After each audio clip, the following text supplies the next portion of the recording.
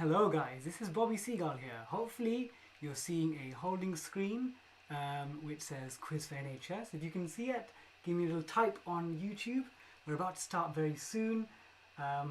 Just come from the front room watching the final of Universe Challenge. We're going to have lots of reaction, interviews with both finalist teams with some legends from the season.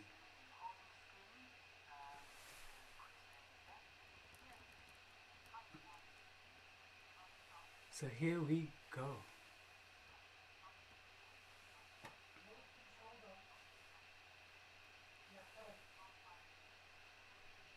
So welcome to Quiz for NHS. And please keep telling me your reactions. I can see some reactions coming through. So again, on Twitter at Bobby_Seagull, hashtag Quiz for NHS. And here we go.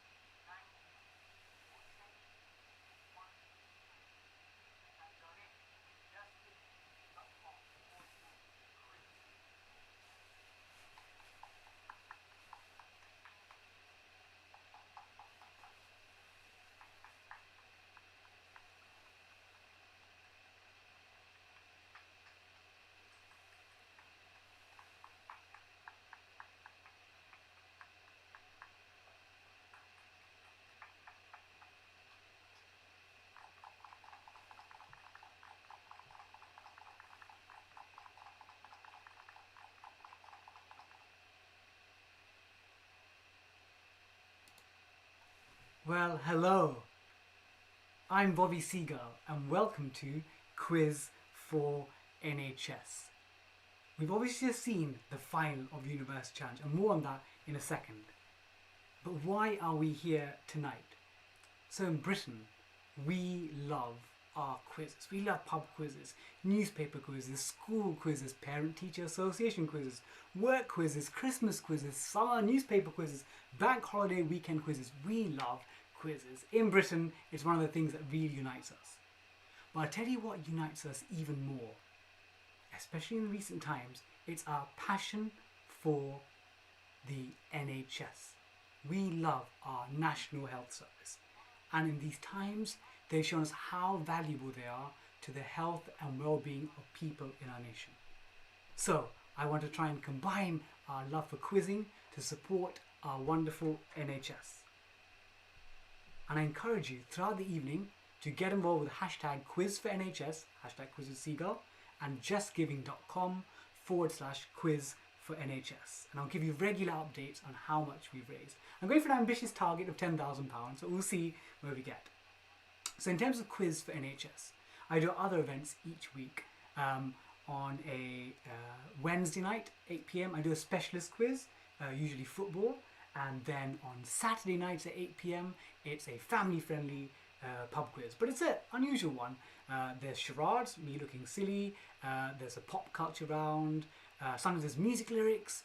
But there's also a tough university challenge round. So you'll love that. Come along. That's on Saturdays, 8 PM. Again, an NHS quiz. And then on Wednesdays, a football or specialist topic.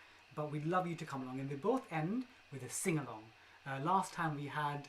what do we have? We've had Queen's Bohemian Rhapsody, we've had Oasis's Wonderwall, so they're really fun as well. So this evening, what's going to happen? So we obviously had the final of University Challenge. We're going to interview both the teams. We've got the runners-up, we've got the finalists right at the end, the champions. And what we're going to be doing is we've got some of the top legends of all time. We've got Corpus Christi Trimble, we've got Daisy Christodoulou, we've got Alex Guttenplan, we've got Bangor Grant, from 2013, we've got Jesus Clarke from this year, we've got the St John's winning team, and we've got Emmanuel Guttenplan from last year. Lots of exciting people. A few people that I wanted to get, but we couldn't quite get timings to work. Maybe we'll do a second episode where the additional people will come on board as well. Because Quiz for NHS, obviously today is the main event, but there'll be plenty more on Wednesdays and Saturdays. So if you tweet me on at Bobby_Seagull. Let me know what you thought of the final. Let me know what you thought of this series, your favourite moments, not just in this series, perhaps in all series. Again, on YouTube, I can see some great comments coming in. Who else is speaking to me? Mark Wordsall, Neil McCaskill, Addy Math. So hopefully you can hear me, and the sound is working. So let's make a start now. Let's make a start. So throughout the evening, I'm going to be asking you questions that came up in my actual auditions. So 3 sets of 5. And what I'll do is I'll post the questions for you, and then I want you to respond on Twitter or on YouTube, and we'll give you the answers after each video. So at the same time as hearing from some of the legends of Universe Challenge, you also get to test your own brain power. So here are going to be the first set of questions. So these were actual audition questions. So question 1. With over 820 actively spoken languages, which country has the most number of languages in the world? Question 2. Convert 1 inch to millimeters. Question 3. Brevity is the soul of wit is quoted in which Shakespeare play? So, there are your 3 questions. You can take a screenshot if you want, or with your phone, because I'll post the answers later and we'll discuss it as well. So, now is the time to meet our runners-up. So, Imperial. Let's see my conversation, or actually Corpus Christi. Let's see our reaction with the Corpus Christi team.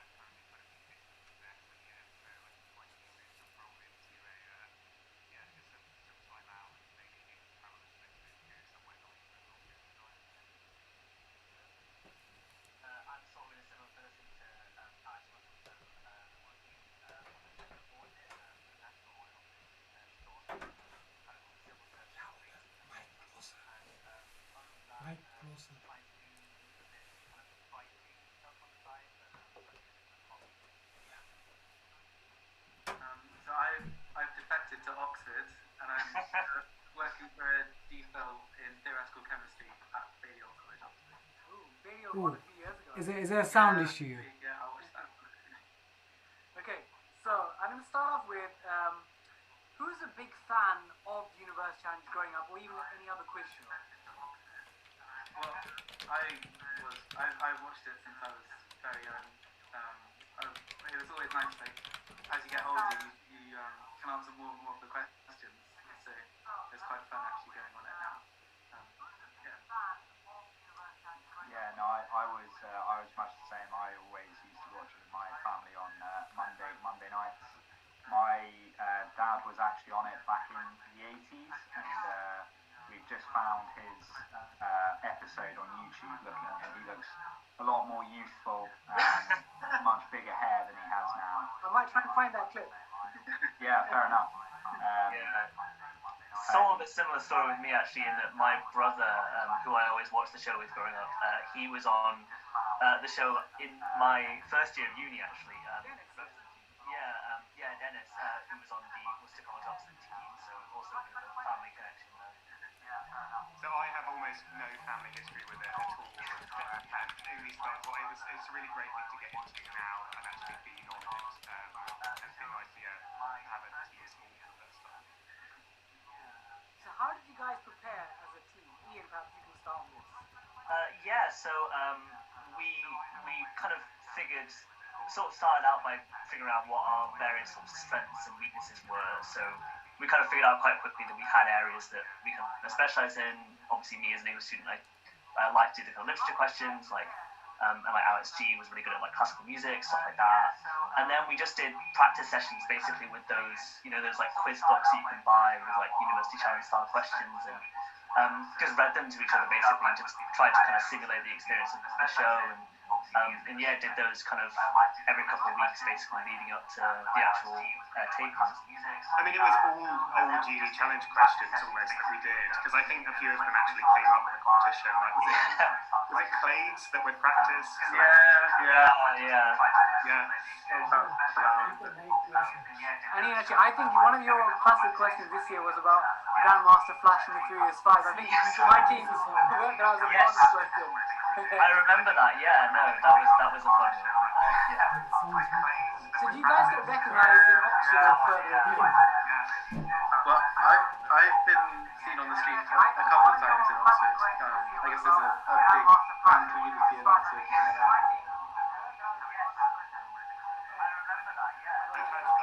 I've had some art historians come and give me a hug randomly on the street because I don't think they get a huge amount of representation on shows like this. I was looking at the Courtauld one this year as well.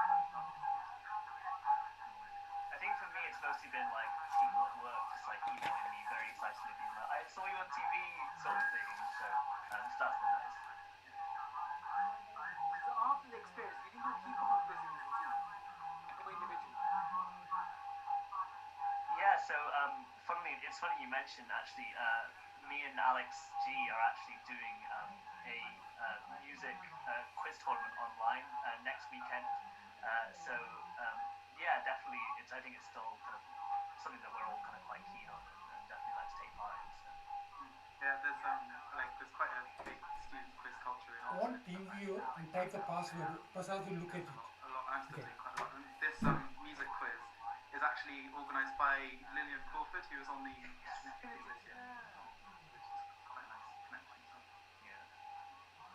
I go to the local pub quiz with some of my housemates most weeks, obviously not recently, but no, it's been a very sobering experience of kind of one victory out of the 20 attempts that we've had, so. They always expect a lot if they see, like, you always expect them to it's different sort of quiz. Yeah, I'd say starting to use pub quiz machines for the first time for some extra cash if I'm ever in there. I kind of can't help but fall into those now. That's about it. Thank you guys. So what I'll do now is I have it's almost like a Mr. and Mrs. they do at weddings, but this is with the University Challenge version. So I'm going to ask you 4 questions, and you have to put up a piece of paper with one of your surnames who you think is the most appropriate response. And I'll give you 5 seconds to think of each one. So, the first question is, who is the uncle of the team?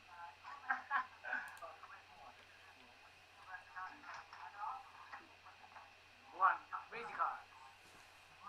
Ooh, interesting. Ooh, got a mixture. I think for me, because Will has the kind of flowing locks and has that sort of presence about him, so. I thought I was the baby of the team. That's true. You are actually the youngest, so maybe. Yeah.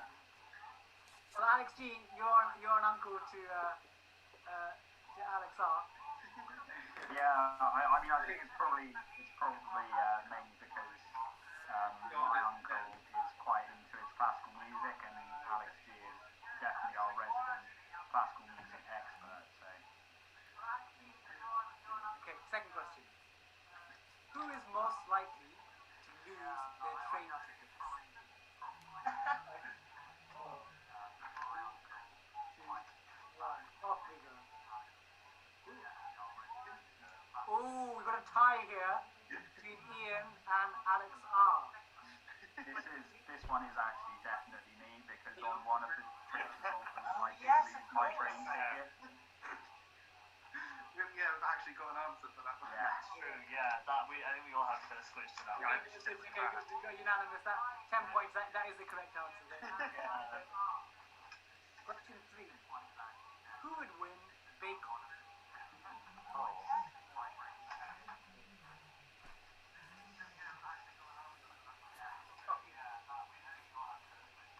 Oh, interesting. He's a chemist, kind of, yeah. Yeah. That's true, that is I do true. a bit of baking, but I can't see myself anyway, and I wouldn't actually go. I don't trust myself. Baking for other people anyway.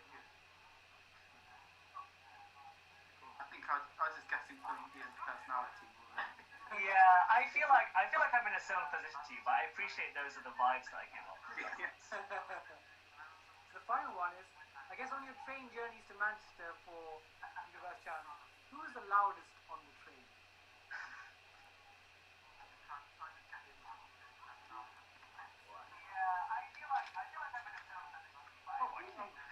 You guys have been quite impressive in being split in most of your answers. Yeah. I was undecided between Stuart and Wang. I think it was very close. I think I'm definitely loudest on the show, but maybe not on the train. Train, yeah. Yeah, I don't have an inside voice on public transport. Yes. Were you ever told to quieten down on the train? People often ask like, what are you doing? Like when we're in practice questions and stuff. They're like, what is going on? Type the password on the test. Thank you so much, guys, for taking part in Quiz for NHS, and best of luck in your next steps. Thank you so much. Very much. So, guys, I'm really sorry about the sound. I think you can hear me now during my talking. So what I'm trying to do is, I've got my dad helping with the technical side. When I play the next set of videos, I will look at the sound and hopefully try and get it fixed. I think what's happening now is you're getting the sound feeding back, but I will try and fix that. And again, thank you so much for bearing with me. Hopefully you can hear my own voice. So firstly, just a bit of reaction. So again, a massive congrats to Corpus on a wonderful run, getting to the final. And again, it didn't work out for them. But sometimes with these matches, like with 20 starter questions, if things don't go sort of quite your way, you don't get questions in your area of specialism, you know, the gap can look bigger than the actual quality gap between the two teams. So they are a phenomenal team, one of the best teams I've seen in recent times, but them's a rob sometimes. But congrats Corpus, and it was really delightful to talk to you. So let's have a look. So at the answers. So these were the answers to the question. So can you see those answers there? So number one, I'm sending something to my technical guys. So Papua New Guinea was the answer to question one. Can you believe it? More than 820 languages. And then we have 25.4. That was a mathematical question. A mathematical question there. And then we had Hamlet. I think it was Polonius. And these are actual questions that turned up in my UC audition. So these are real questions that you get tested on. And I'll tell you more about that process later. So I wanted to show you something very cool now. So firstly, we've got two hosts here. So you've got Bamba Gascoigne, yes, you've guessed him, and you've got Paxman. And I'll tell you something about these guys here. So Bamba was the host from 1962 to 87, 25 years. That's a quarter of a century. Pretty much like, you know, the royal family, like the Queen, an institution. And then there were 7 years when the show was taken off air. And then in 94, Paxman was given the job. And, you know, the rest is history. He's been there for 26 years. So Paxman now has actually overtaken Bamba for the longest serving host. Isn't that pretty astonishing? Now here's something which I want to show you, which you've not thought about before. You know, at the end of the episodes, you often see that the teams are side by side. And then when they edit it, it puts one team above the other. This is actually remarkable. In the late, sort of mid-80s, about 1986, 1987, teams were genuinely stacked one on top of each other. Look at this. Look at that. That's astonishing. Teams were actually sat one on top of the other. I can't believe that. I think it's when the series wasn't doing so well, and they wanted to perk up audiences. They said, let's put the teams on top of each other. So that was an unusual method. And there's something called pass the baton. They even had, I think, one team would answer, mate would answer the question, and then it go on to the next person. So these are really unusual methods for Universe Challenge. Because obviously now they've gone back to the standard, and, you know, as they say, the rest is history. Okay, time for our next interviewee. So this person in 2009 took the series by storm. And she's, you know, one of the most renowned contestants from the series of all time. Was known as the human Google at the time, when Google was gaining its power. So let's meet Corpus Christi Trimble. So hopefully, fingers crossed, I'm going to try and sort out the sound in this gap now. But fingers crossed, do bear with me, and thank you so much. Again, it's all for Quiz for NHS. So I really do appreciate you bearing with us. I'm going to play the next video clip now. Let's hope it works. Let's have a look. That's me. Okay, here we go. I'm Gail Trimble from Corpus Christi, Oxford 2009, and I'm now a professional academic classicist at Oxford.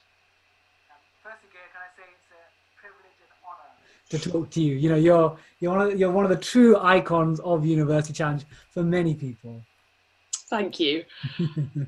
Same to you, Bobby. Oh, thank you. No, the honour's all mine. So I wanted to ask you, Gail, what inspired you to get into quizzing? Was it something you had as a sort of childhood hobby, or was it more at university?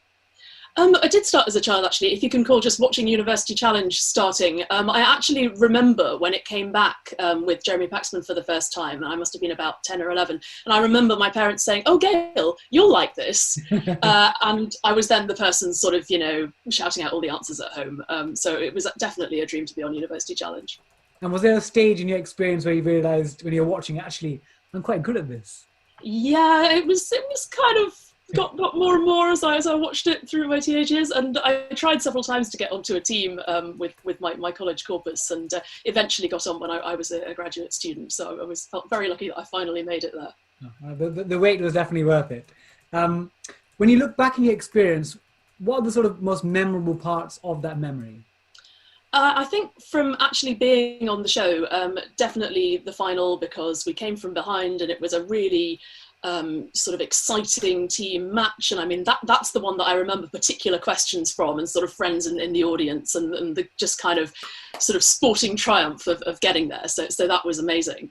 Obviously, after actually being on the show, I suddenly found myself as a celebrity for about 2 weeks, which was extremely strange. So I have all kinds of really weird memories from that, like appearing in the centre spread of the Daily Star under the headline "Sex Trimble." And my brother and I, who were living together at the time, just sort of spent about a minute looking at this, thinking that must be a pun. And then we eventually worked out what it was trying to say, but anyway.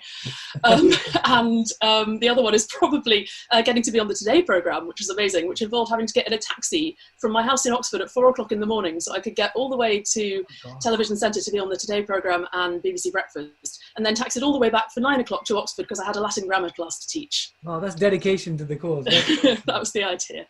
So obviously that had an immediate impact in your life. Has it changed your life longer, medium term, or what's sort of the impact been? I thought sort of not very much at the time, really, because I sort of was able to have these sort of existential thoughts, like sort of, do I want to make radical changes in my life? And I decided actually no. I was sort of happy with where I was going. I knew I wanted to be an academic at that stage. And so that was sort of quite a nice way of thinking, oh, actually, I don't want to really change my life. But having said that, I think it has given me more confidence when I have had chances to appear in media things since. So I was just on In Our Time, for instance, talking about something that I know about, my specialist author Catullus. Recommend that on iPlayer, I suppose. And other bits and pieces that I've done over the years. I think it's just made me a little bit more confident that there'll be people out there who are interested in watching and listening to me. Absolutely. So do your kids know that Mum is a quizzing legend?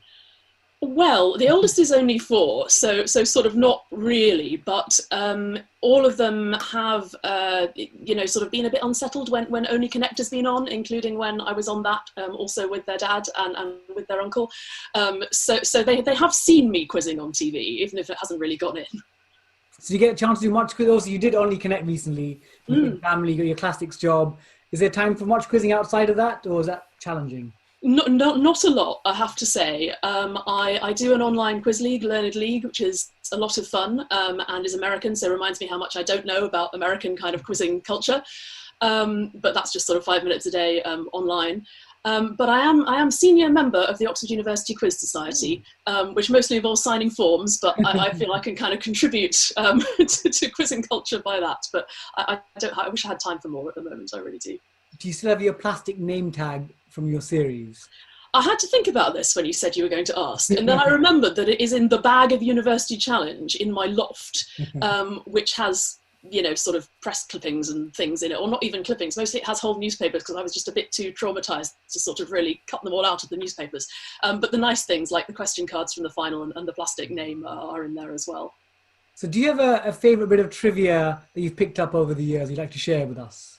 Okay, here is my bit of trivia. I don't know who'll be interested in this, but here goes. As classicists, we're often interested in famous classicists of the past, and there's a famous classicist called John Percival Postgate, who was a Victorian. He's actually a character in Tom Stoppard's play The Invention of Love. And he was the grandfather of Oliver Postgate, who created Bagpuss, which is another of my great loves. I love Bagpuss. Good. Thank you so much, Gail. So what we're going to end up is with 5 questions, this or that. So you have to, they might be red or yellow, and you have to pick which colour. Okay. So there's 5 of them. So let's start. Let's get this. Okay. Tea or coffee? Coffee. Take That or Spice Girls? Oof. Take that. Dog or cat? Cat. Batman or Superman? Superman. Biscuits or cake? Cake. I think the Take That Spice Girls was the one that challenged you the most. That you had to have a bit of a... I mean, both such, iconic parts of my early adolescence. How could I choose? But I think Take That got there first, probably. Okay. Well, thank you so much for taking part in Quiz for NHS. And again, it's such an honour to talk to a legend of University Challenge. Thanks so much, Bobby. It's been great to talk to you. Okay, thank you. So, that was Corpus Christi Trimble. One of the most phenomenal quizzes we've seen in modern University Challenge times. And it was a wonderful pleasure to speak to her. And she must be such a terrific classics tutor at Oxford. So that was Gail Trimble. So one of the things I wanted to now talk to you a bit about was the selection process, audition process. People are often intrigued about how teams get selected. Well, every university or college at Oxford or Cambridge or constituent parts of, let's say, London universities, they run their own internal selection procedure. So at Imperial, they have a set of selections. At Corpus Christi, Cambridge, they probably do like trials in the pub or in the bar. So it might be written questions, but most universities at the end of it will probably do a buzzer test. So internally, maybe in the bar, maybe in a proper room. And then from there, you'll select 4 quizzes, which you see on television, and 1 reserve. So one thing that you often don't see is there's a reserve in every team, and they're just as important, especially for morale. They're often the person checking people, helping them prep with questions, but they're always there as well. So that's the teams getting selected, and that's normally done by about late November. Early December, teams have to send through an application form to the producers and the selectors of the series. And this is where it gets interesting. At the end of Jan, early Feb, teams find out where they get selected, but for that they have to get interviewed and assessed by the producers. And this is what happens. So in the interview process, so what my experience was, you're there with your team, 14 members in a reserve, and they ask you questions. They ask you about what's your favourite quiz show, how do you describe the morale on the team, what's your mascot like, they'll say, what other practice do you do? Do you have any rivals? Do you like a particular university? And that's to get a sense of the personality of the team. But the most important thing is the test. They do an audio written test. So they play out 40 questions on an audio tape. Question 1, they read it out. Question 2. And they count your cumulative score as a team. And the way this works is if one person gets a question correct, it counts as correct for the entire team. And then you need to sort of get a certain pass mark, which depends on the average that year. And then they look at, I guess, how interesting is the team? Has it been there before? And again, there's no official process guidelines, but generally you need to pass the test as a team and then, I guess, be an interesting team, because it is a television show ultimately. And then you get a call. I got a call, I think, early Feb when I was in schools. I was teaching part-time, or teaching full-time and doing my master's in Cambridge. And I got a call in the middle of a lesson. I was teaching, I remember this, a year 8 class, and I was waiting expectantly, nervously for the phone, and it rang. And I told the students, I need to go outside. I walked outside, heard the news, and I was beaming. And my kids are like, Mr. Seagull, what happened? And I said, I got in, I qualified. And they all just like roaring and cheering. And another teacher came out and said, too much noise in your class. But that's the selection process for University Challenge. Okay, now it's time for our second bunch of questions. So let me know how you're doing. So second bunch of questions. Let's have a look. So, what bird links a novel by John Grisham and the type of road pedestrian crossing. Question 2b, country. So there are your 3 questions. So take a screenshot. I'll show you the answers very soon. So remember, these are actual audition questions that I had in my series. Okay, so what's next up? See, I haven't prepared, I mean, I've got my script ready, but it's all last minute, all coming together. So now we're going to meet someone else really interesting. So we're going to meet a lady that was in this year's series, and she's a great quizzer, great personality, and a wonderful person. And we're going to talk to her about her experience of being in the series this year. And I think it's particularly important what she has to say. Thank you for taking part in Quiz for NHS. Hi, my name is Jesus Clarke. I'm at Jesus College, Oxford, and I'm midway through a DPhil in early modern history, which Still has hopefully about a year left in it. Thank you, Lucy. So for you, was University Challenge something that you grew up with your family, or something that you developed a love for at Oxford? So I started watching University Challenge with my dad when I was 7, and that was kind of one of our big things we always did together. And so I tried out for University Challenge 3 times as an undergrad, and then this was my 4th go for DPhil. Finally managed it, so it was a very successful way of kind of completing the dream that I've had since I was, yay big. That's brilliant. And at what stage in your experience did you realise when you're watching the show, actually I'm quite good at this? I'm not sure I ever had that moment. There were a couple of moments that felt quite good. There were some early modern questions. There was one where the answer was the Babington plot. Yeah. And I answered that and I was like, my supervisors will be proud of me, because that's what I work on that period of time. So that felt nice. No, I thought you were brilliant on your series. But as well as that, you got a really thought-provoking article for The Guardian about your experience. Can you tell us more about this?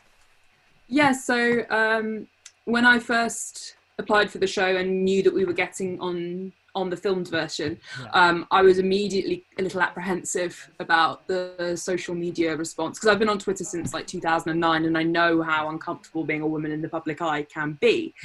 And I was proved right. And over the course of the however many months it was between our first and last episodes, the internet was a mixture of things. Sometimes it was very nice. A lot of the time it wasn't. And I'd seen this happen to previous contestants. I mean, I grew up watching Gail Trimble and watching her get just ridiculous comments. Danny Cugini last year. And I finally got to the point where I didn't want to be dealing with this anymore. I thought it was disgusting. And I think it was when lockdown had just started, I just decided to start tweeting about it, because I don't think people realise just how insidious and really damaging this sort of thing can be. And plenty of people are like, oh, well, just rise above it. I don't think that's helpful. I think it's more important that we actually say, no, this is a thing that is happening to female contestants, to gender non-conforming contestants, to trans contestants, and in contestants as well who aren't white. Anything that is, a deviant from the standard, you can get such horrible abuse. And so that's why I made the tweet thread about it. And then The Guardian got in contact very kindly to ask me to write an article. That's it. So thank you for using your voice to raise awareness of this. And one of the things I found is I've been in charge of the selection process for 3 of my old institutions. So Lady Margaret Hall at Oxford, Hughes Hall at Cambridge, and my current college, Emma at Cambridge. And in fact, Danny Cugini was our captain through the selection process. But one of the things we found was that we struggled to encourage women to apply. I remember at Emma, when we got to the final 8, Danny was the only woman in the final 8 because people weren't applying who were women. What can be done to encourage more of them like yourselves to apply for the process? I think some of it has to do with scrutiny within individual selection committee. So like I say, I was on the University Challenge team for my undergrad college 3 times. It was a very wee college. There were only like 35 people in a year. And it was always a perfectly gender balanced team because the student body was very gender balanced. In fact, there may have been more women than men, but also because the person who was running the team was very keen to make it fair. I think there has to be a certain amount of kind of scrutiny. But the other thing is about making female students feel welcome in the quiz setting. Quizzing is a very male thing. Lots of academic pursuits are felt to be male. And while it never really occurred to me to not apply because I have a massive ego and I love being on the television, lots of girls I'm friends with, they're like, I couldn't do this because I don't feel like I'd be welcome. So I think the emphasis has to be in selection when you advertise, saying we really want women, we really would like, you know, people who are gender non-conforming or non-binary or you know, trans contestants, anybody that isn't just a white man. I think it's the same with casting announcements. You have to say not even minorities, people who are not white men, very much welcome. I think that has to be part of it. And then obviously so much of it has to do with how individual institutions select their teams. Really, it has to be a fair fight. You have to, I think we did 3 rounds of buzzer trials. Can't really remember, but yeah, there were only, if I remember rightly, out of 8 people in the final round, there were only 2 women. So even, it's difficult.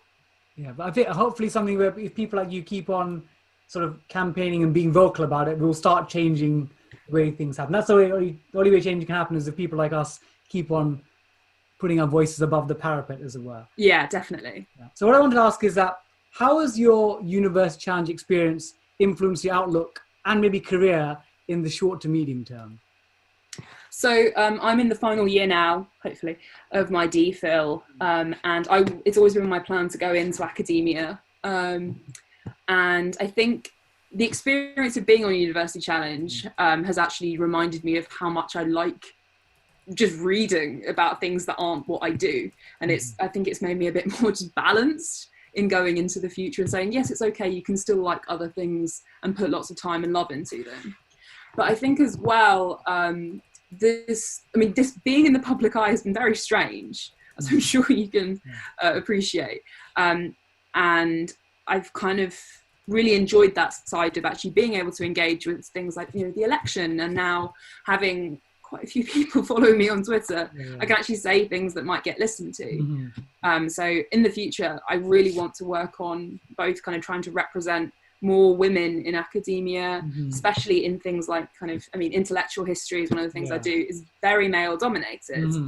And if anything, it's reminding me to keep making a loud noise whenever it's important to make a loud noise. And also just trying to remember to encourage other people who, I have a big gob and always have loved talking to as many people as I can. But if that's not how people are, even if they are talented, they might keep quiet. And so I really want to use this sort of, big gob of mine to maybe give more space to people who don't have such a loud voice. Absolutely. And again, we encourage you to continue to do so. So, Lucy, the last thing we'd like to do is a this or that. So I'm going to say 3 or 4 things.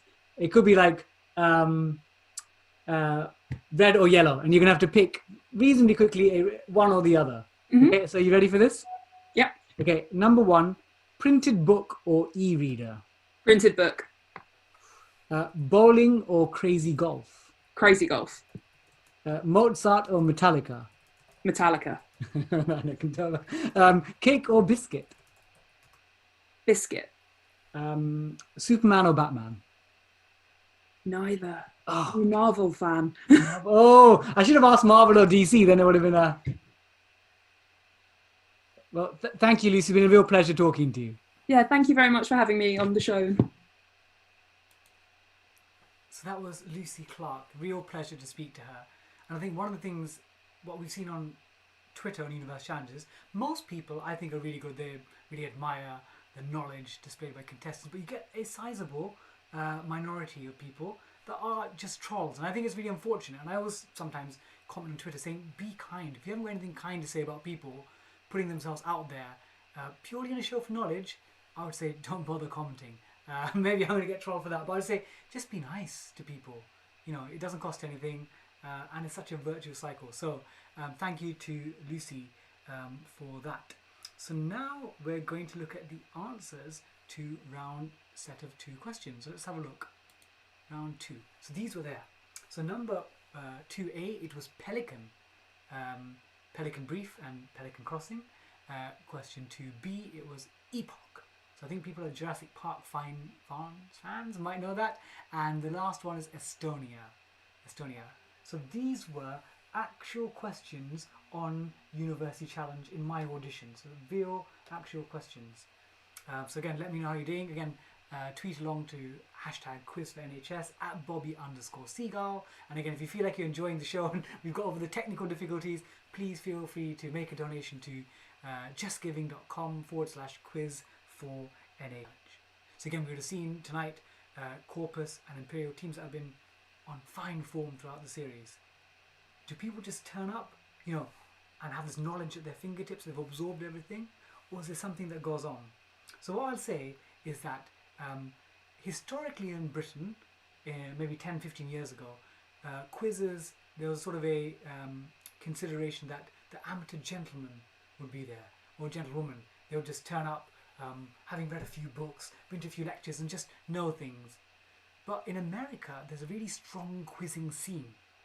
They have leagues, divisions. You can get scholarships to top American universities like Harvard, Yale, on quizzing. Really tough competitive leagues. And I think slowly over the last 10-15 years, in Britain, we started to become, almost like professionalised quizzes. Again, when I was at Cambridge, quizzing was a serious thing. People would practice once, twice, sometimes 3 times a week with buzzers against other teams. So when you see teams on the television, obviously it's a hobby for them, but it's quite a serious hobby. It's a hobby that they put a lot of time and effort into. And later on, this is one of the last things, when we speak to the Imperial team in particular, you'll hear Brandon talking about something called effortless myth is a talent. And Brandon talks about how actually it's hard work that made him a great quizzer. And I'm sure Brandon is an extremely bright man, but he said that he works hard. And I think that's a great message. When you see these amazing quizzers, but actually what makes them good is not just that they've got great brains, that they work hard as well, and they prep. And a lot of teams do really prep for quizzing, and that's the reality. And that brings us on to our next interview. But before our next interview, we're going to see our next set of questions. Question set of 3. So I'm going to put them up for you. So, question number 3. So, to go from the Gulf of Guinea on West Africa to the Red Sea by land, what is the minimum number of countries that you have to pass through? Looks like a Death Star. It's on microphone. Question number B. Known as the customs officer, what is the name of the painter whose famous paintings include Tiger in a Tropical Storm and The Sleeping Gypsy? And question 3. Which 1990 mayor of Stepney became UK Prime Minister? So there are your 3 questions. Again, #quiz4NHS. Let me know how you're doing. A few shout outs here. Hussein Zaidi, Lewis, Serene, John Bull, Kevin, thank you for watching. Thank you for tuning in. And on Twitter, we've got a few more people as well. Thank you, Jane. Thank you, Lisa. Thank you, Eva. Thank you, Catherine. Thank you, Martin, for tuning in. So, I think it's time for our next interview. So we're going to go back a couple of years and meet the champions of the 2018 series, St John's, Cambridge. Hi, I'm James Devine Stoneman. I was the captain of the St John's, Cambridge winning team for 2017-18, and I'm currently writing up my PhD in superconducting spintronics. I'm John Clarke Levin. I'm doing a PhD in politics and international studies about foresight and artificial intelligence. I am Matt Hazel, and I studied veterinary medicine. I'm Rosie McShone, and I'm in my final year studying French and German. Well, thank you, St John's, for joining the quiz for NHS. So firstly, I wanted to ask, who's a fan of the show growing up? Oh, definitely me. I watched from about age 11 upwards. It was a thing I always did with my dad. It was our weekly ritual, and as a result of that, I really developed the desire to go on the show. That would be the crowning glory of my university years, whether we won or not. And so I couldn't be happier with how the dream turned out. Of course. And anyone else like a contrasting experience to that? Growing up in America, I never saw the show at all until I was 24. A latecomer. So how did you prepare as a team? Well, I think I kind of drove the preparation efforts, and we drew up a massive spreadsheet of all the topics that we thought were important. So we watched, I think personally I watched all of the episodes I could find on YouTube to put together this spreadsheet, and we divided up the topics between us, sticking broadly to our specialisms. We also all sat around my laptop and we pressed the space bar to work as a buzzer. So we played against and tried to buzz in before the two teams in the video. Was your spacebar quite damaged by the end? It's holding up. It's holding up all right. Yeah. Does anyone have a particularly memorable moment they want to share with us? Yes, I wore very comfortable trainers for our first 5 episodes, but finally, for the final, put on some formal shoes and was very pleased that Jeremy Paxman complimented me on them. So that was a gratifying moment. That's high praise indeed. How difficult was it to keep the result of winning a secret for many months? I did very well until maybe about January, February time. So by this time our quarterfinal had aired, but it was still a couple of months to go to the final. And we just found out that the following year's teams had been decided, and unfortunately the St John's team for the following season didn't get on. And so I just saw this message on my phone. I was like, oh no, oh damn. And a good friend of mine was with me, who'd been pestering me about it for months. And they're like, oh, what's happened? I was like, John's didn't get on, so they won't be able to defend our title. And it took us like 5 seconds before we realized what I'd said. But then I subsequently swore them to secrecy, and then they enjoyed very much being in the know for the next few months as the various remaining episodes aired. But that was the only time I let it slip. My own brother, I have 2 brothers, one came to the filming, he knew, one did not come to the filming, he did not know. So I did relatively well, apart from that one slip up. Yeah. Well, that was a close shave, actually almost as close a shave as your isolation hairstyle. Yeah, cutting your hair with kitchen scissors and a face razor is not a good idea. And I didn't think anyone would notice, but then you made me do this thing. So here I am, bearing my all to the world. We appreciate it. So before we do a cool ending, do any of you have sort of any fun facts you learned either along the way or just from your experience? I like interdisciplinary facts. This one combines a little bit of maths and a little bit of geography. Even though Mount Everest is the tallest mountain on Earth, actually Mount Chimborazo in Ecuador is the farthest from the Earth's center, because the Earth is not actually a perfect sphere, but rather an oblate spheroid. So a little fat, and that's why. Thank you, John Clarke. Very nice fact. My one is just very random. Salvador Dali designed the logo for Chupa Chups. They're from Catalonia. Well, that's very cool. That's very cool. I think the only interesting thing I can think of is that there's a bunch of children in Kosovo named Tony Blair because he was deemed a great hero for the British intervention. So that's probably the last place on Earth where they still think broadly positively of the guy. I won't make any political comments on Tony Blair. So we're going to end off by, I'm going to be asking you 4 questions. Who's the most likely to? And you have to use one of your cards and put up one of the surnames of someone in your team. So these are questions that you've not heard. Okay, the first one is, who's most likely to be late for a team meeting? 5, 4, 3, 2, 1. Off you go. Impressive. Okay. Question number 2. Who might be the worst at karaoke? 5, 4, 3, 2, 1. Ooh, got a mixed. Okay, I haven't heard you sing. Yeah, they've got my number. Well, actually, the periodic table song. The patter song. Oh. That should have been your fun fact. Who's most likely to bring snacks for the team? 5, 4, 3, 2, 1. Oh, okay. Most I think there's a chance of my lucky licorice all sorts when we were filming. And then the final one is, who would be most likely to win Strictly Come Dancing? 5, 4, 3, 2, 1. There you go. Divine Stillman. Okay. Well, I'm sure that if John Clarke, you put your mind to it, you know. Got the shoes for it.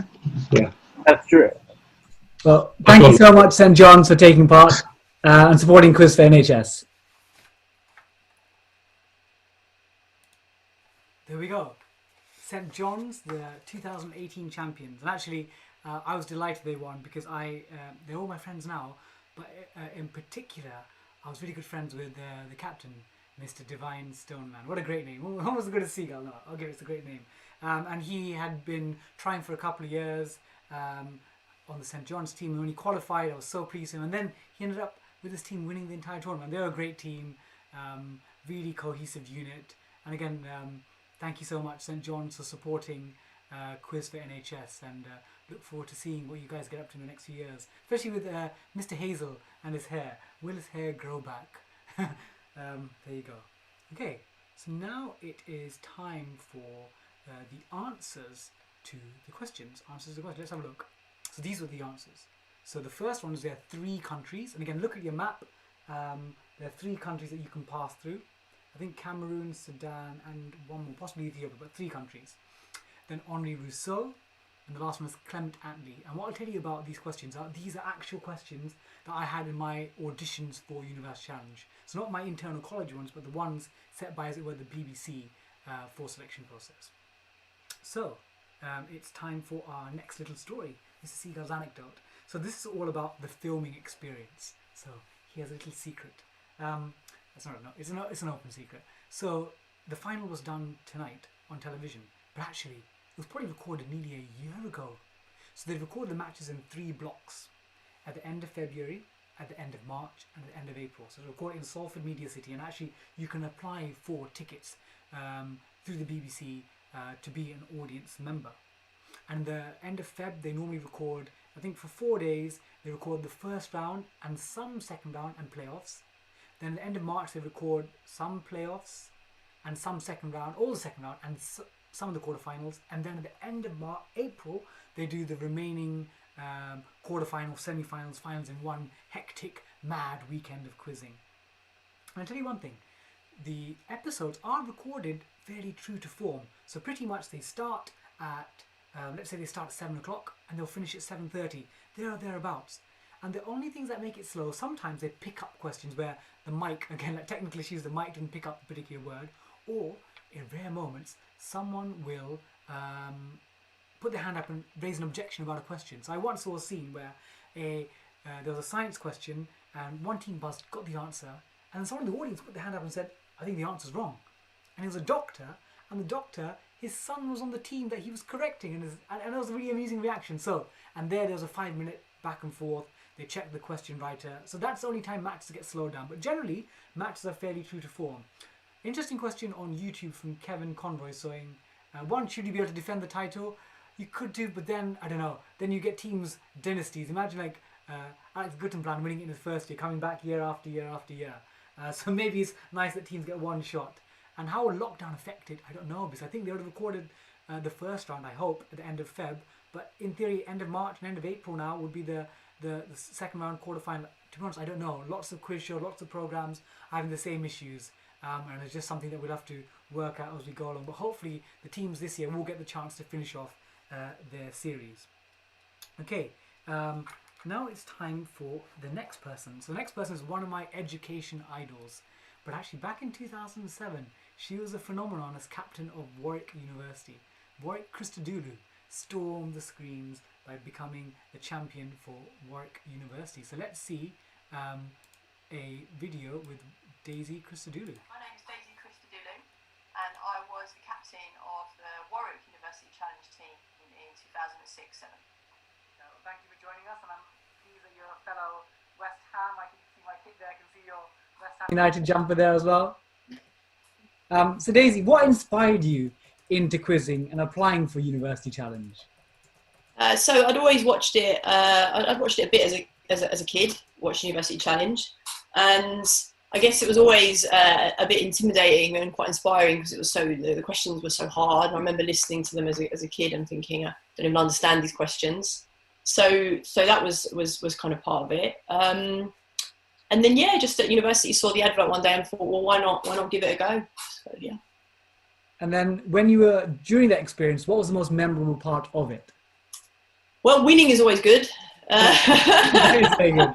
So it's hard to look too far beyond that. But Yeah, a couple of moments stand out. So I think getting a starter question right, it is always quite thrilling, quite a buzz of adrenaline. Yes. And we had a very narrow win in, I think, our second round, which was very close and very memorable. And I remember we had to get all 3 bonus questions right to win. And I remember they were all about the periodic table. And I remember, Prakash, our scientist, was very good on those. So that's very memorable. And do you still get recognised nowadays as, oh, she was the 2007 captain champion? So I think it was a while ago now. I think I spotted you once in an event at Parliament. I was like, oh my God, it's Daisy. So I think in the first, maybe shortly afterwards, I did get spotted a lot, but not so much recently. Do you still get to quiz much nowadays? A little bit. So I do a regular cricket quiz actually, which is organised by the Night Watchman Cricket Magazine. So I do that quite a bit, which is good fun. It's not just about cricket. It's kind of a bit about cricket, but sort of general knowledge. So I do that, which is good. And then, occasionally if friends are going to a quiz, I might pop along too. So now and again. Do you still keep your plastic name tag with Christodoulou? Very long, quite a long name as well. Right, so when you asked this, I had to really think about it, and I think it's at my parents. I think my parents have got it. So I'll be honest with you, I couldn't put my hand on it now if you ask me, but I think they've got it tucked away somewhere. I always like to ask people, do you have a favourite fact or bit of trivia? Yeah, so my favourite bit of trivia is actually one that one of my University Challenge teammates shared with me about 10, 12 years ago, however long ago it was. And it's a bit of football trivia. And it's changed a little bit since he told me it, but it is just brilliant. And it's about what are the British cities that have had 2 or more football teams reach the semi-final or later of the Champions League? It's a great question. And when he told me it 10 years ago, 12 years ago, it was only 2 cities. It was only 2. And since he's told me it, 2 more, so it's now 4. And the 3 of them, you think they're quite obvious, maybe you'll get. So the 3 of them, one's Glasgow, Rangers and Celtic. One is Manchester United, Manchester City. One is London, which is Arsenal, Chelsea and Spurs. Mm-hmm. But when he first told me it was only Arsenal. Yeah. Now it's Chelsea and Spurs have joined them. But the 4th city is the one that nobody ever gets. And I'm going to give you, do you want to have a little go? I'm having a search in my head. So we've done so London, we've done Manchester. Everton have never reached the semi-finals, have they? Right, they haven't. That's right. So it's not Liverpool. Okay, that's what it is. It's not Glasgow. I can't imagine Edinburgh, Hibernian and Hearts and Midlothian. They're not getting... You're absolutely right. It's not Edinburgh, but you are going on the right lines geographically there. Lord. It's another Scottish city. Yeah, indeed. I love that. That's what I see, that look of shock. That's what I love about this bit of trivia. So I'm going to put you out your misery. I'm going to tell you. Yeah. It's Dundee. Dundee. Oh, I was about to ask you. I had to say Dundee. Oh wow, Dundee. So the reason why that's a great bit of trivia is it's so unexpected. Yeah. And it's very hard to Google. And I like things that it's difficult to Google. So if you're setting up a pub quiz, it's not something someone can just look up on their phone. So it's quite a tricky one to just Google and find out the answer to. And it's just got that lovely element of surprise. So I love telling people that. And I've got a colleague actually who's Scottish and he loved it. He absolutely loved it to bits. So if you know any proud Scotsmen, that's the great bit of trivia as well. But I'm going to tuck that fact into my top pocket. That's a great fact. Go for it. Yeah. Okay, and we'll end up with 5 quick questions, this or that. So a quick, immediate response to your gut choice. So firstly, tea or coffee? Tea. Take That or Spice Girls? Oh, I think Spice Girls. Dog or cat? Cat. Batman or Superman? Superman. Biscuits or cake? That's so hard. That's the hardest one ever. Biscuits. Okay. Thank you, Daisy. Good talking to you. Brilliant. Thanks, Bob. We really enjoyed that. Thank you, Daisy Christodoulou. And again, actually one of my true heroes, because she went from being a champion on University Challenge to making a real impact in education. So I'm always trying to follow, I wasn't a champion, but I'm trying to follow in her footsteps in education. So thank you so much, Daisy. But I want to talk a bit about my story with Monkman and talk about other duos that have been known throughout the series. So I just had a tweet from Brandon. I keep typing. So, so Brandon has a quote that says, "Effortless talent is a myth," and I keep tweeting, "Effortless myth is a talent." My brain's getting scrambled. Brandon, thank you for correcting me on that. That's on my Twitter there. Effortless talent is a myth, and I tweeted effortless myth is a talent, which is something else altogether. Okay, so Eric and I were rival captains of different teams, and we became really close friends throughout that series as well. And then after that, the BBC offered us a chance to, first we did a radio show called Monkman and Seagulls Polymathic Adventure, looking at the nature of knowledge. Stephen Fry was one of our guests. Then we published a quiz book. Where is it? Monkman and Seagulls quiz book. Where is it? Yeah, very inventively titled. There we go, Monkman and Seagulls quiz book. And then we had our TV show, what you just saw, a clip of Monkman and Seagulls Genius Guide to Britain, where we drove around the UK exploring cool bits of scientific and technological interest. And actually what I wanted to show you is that let's have a look.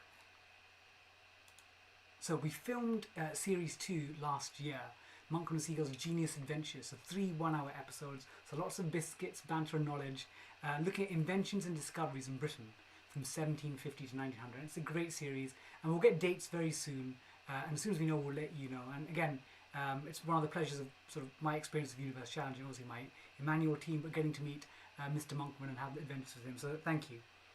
So the reason I talked about Mr. Monkman is that obviously we were considered, you know, some among the standout characters from our series, but actually last year, as well as this year, we had some great contestants. Last year there were 2 standout contestants as well, which, you know, a lot of people remembered. Do you remember who they were? Freddie versus Jason. Yes, the 2 contestants from Darwin and St Edmunds. So let's have a look, St Edmund Hall. Let's look at the interview with them. This interview's about 10-12 minutes, but it's worth it. These are fabulous, fabulous contestants and great people. Let's see, let's bring up the video with them. Hello. Hi. Hi guys, thank you so much for joining Quiz for NHS, where we get legends of University Challenge like yourselves supporting our NHS campaign. So, introduce yourselves. Hi, I'm Jason Golfinos. I was the captain of the Darwin University Challenge team, and I forget what year the season is, and the Darwin team says hello, by the way. I'm slightly questioning calling me a legend, but well, at Cambridge, I was doing an MPhil in Asian and Middle Eastern studies. I was particularly working with political theory from the Islamic world in sort of the 1600s through 1800s, which is a very understudied period for that. And yeah, now I've started law school in the US, which is, you know, a separate graduate school in the US, and I've sort of just started with that. Hopefully I'll be able to go into sort of some fields, you know, helping with legal access and that sort of thing. And yeah, that's me. I'm Freddie Leo. I captained the St. Edmund Hall team in the 2019 season of University Challenge. I was working on a BA in history at the time, which I've since completed. And next year, I'm going to be starting a master's in modern European history. Thank you for your introductions, guys. So many contestants would have grown up watching University Challenge during their childhood years. But I understand both of you grew up abroad for high school, Jason in the States and Freddie in Germany. So did you know much about University Challenge growing up, or how did you get into quizzing in the first place? So maybe, Freddie, you can kick off here.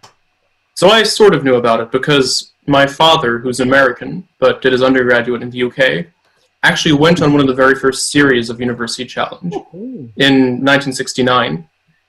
So and it used to be a sort of story he told us when we were too young to really understand the program, and we were like, yeah, Dad. But I do remember he had like a very difficult University Challenge quiz book, and he used to scare friends with it and stuff like that because all the questions were impossible. But then, you know, as education advanced, and I got closer to studying in the UK, I did start watching the program, and from that point sort of decided, I want to be on this. Yeah, I had not heard of it at all. But it's actually, I'm glad Freddie brought up his dad, because my dad is very much involved in how I got into quizzing in general. That this was, this was just sort of the way we interacted a little bit, or sort of the way he would like try to, let's see if we can get Jason to get into school, and, it would be like sort of quizzing each other in sorts of ways. And boy, did he pull it off. But, I really grew up on Jeopardy, sort of the American program. It is both an ironclad ritual and running joke in my house that my dad and I will kick my sisters and mom off the TV whenever Jeopardy comes on. That's really how I got into sort of quizzing in general.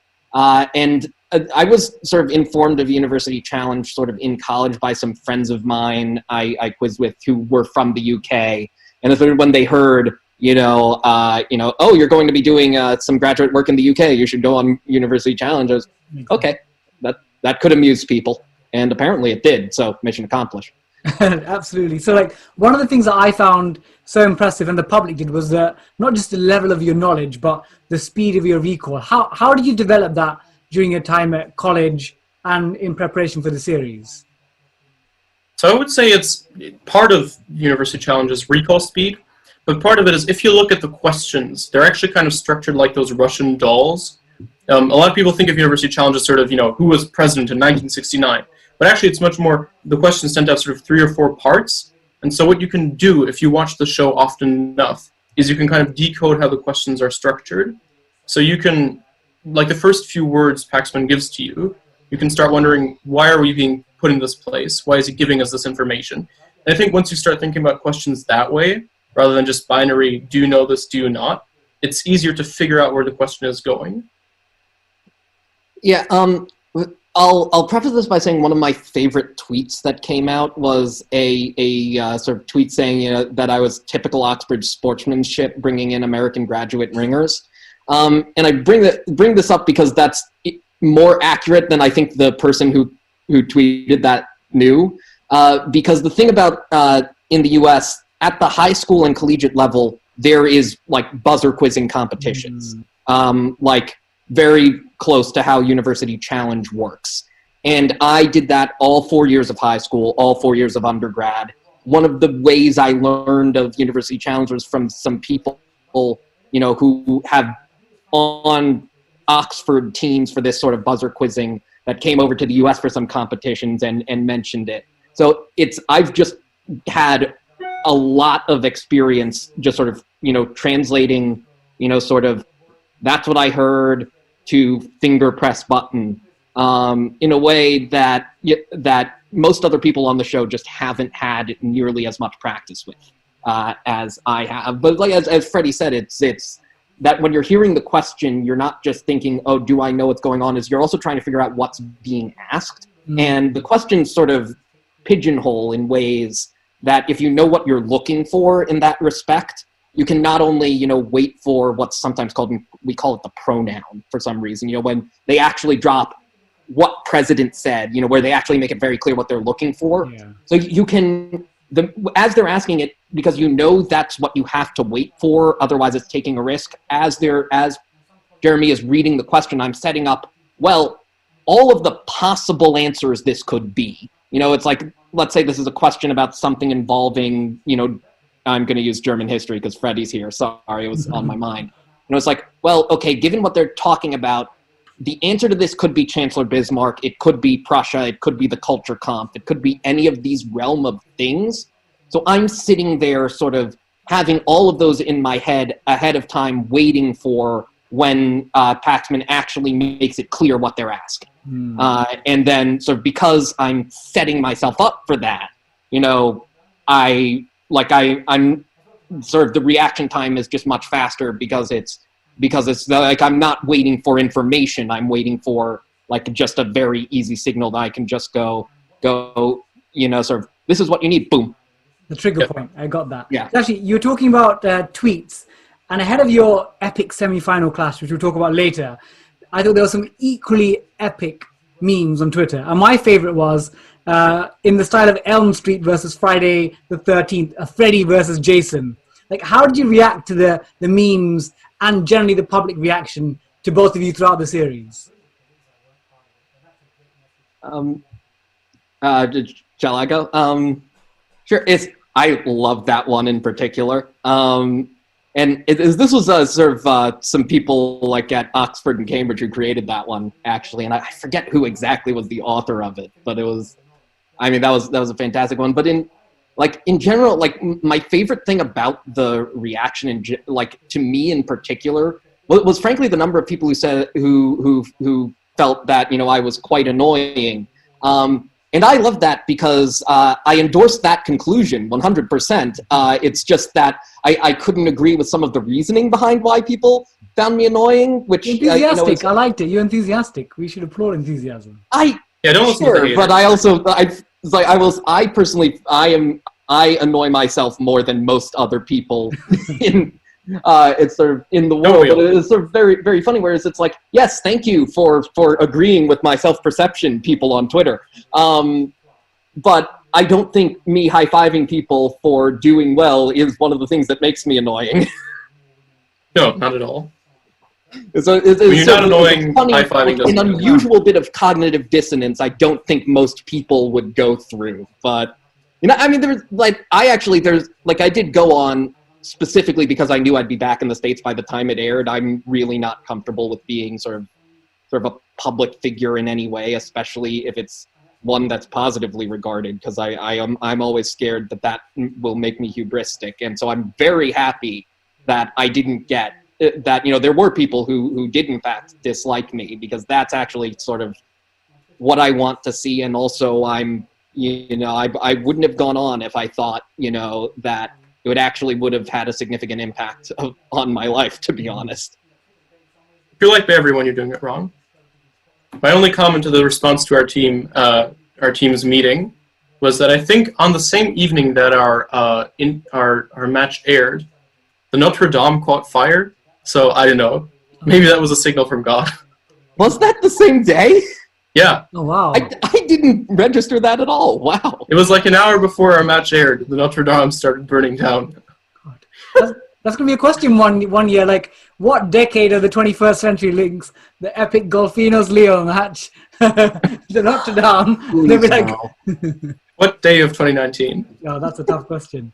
It's like, I remember after my Emmanuel team lost in our 2017 semi-final to Wolves and Cambridge and Eric Monkman's team, I was a bit upset, and to console myself, I went on Wikipedia and I checked all the back years of University Challenge and found out that our semi-final was actually, with a 30-point gap, was the narrowest semi-final since the 2005 series. But actually, your semi-final was even closer, so it was actually the closest semi-final in 15 years.